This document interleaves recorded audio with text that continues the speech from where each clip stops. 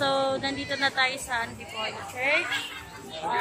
Waiting po tayo sa pare para i-blessing na itong mga motor na nakaayos na dito. So, yan.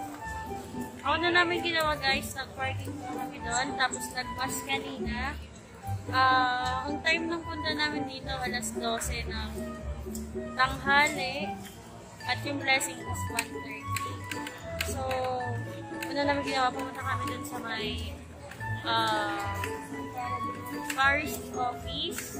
Magre-register kayo doon, tapos bibigay lang kayo ng donation. Any amount naman po siya, pero as a blessing, medyo laki na nila. Tapos yun, dito na yung aming mati. So, namumuna kami kasi saktong mag-register ko. Sabi ng guard kung ilan. So, nandito kami sa wala. So, yan, ang dami motor guys. Yung boyfriend ko, man!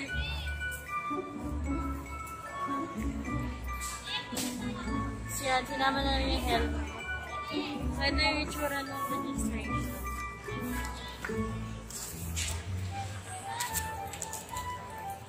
Ito guys, ganyan siya. Yan. Bibigyan kayo na.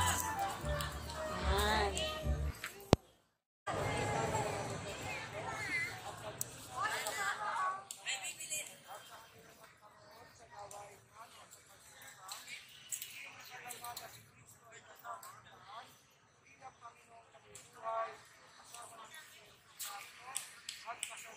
Ngayon po, ipapahayag ang salita ng Diyos.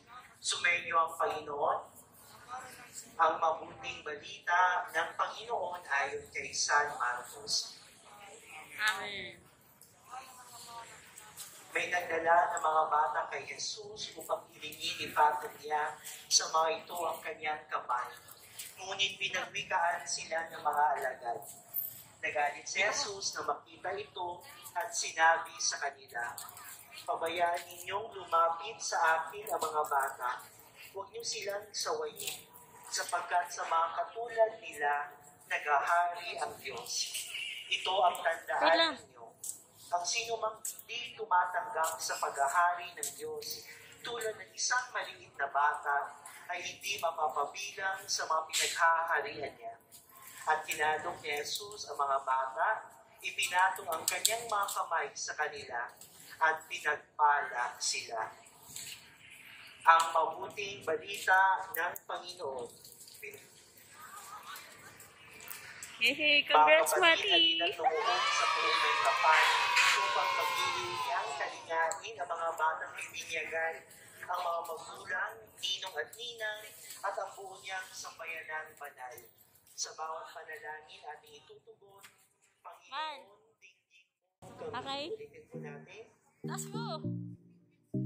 Para sa banal na sambayanan sa ating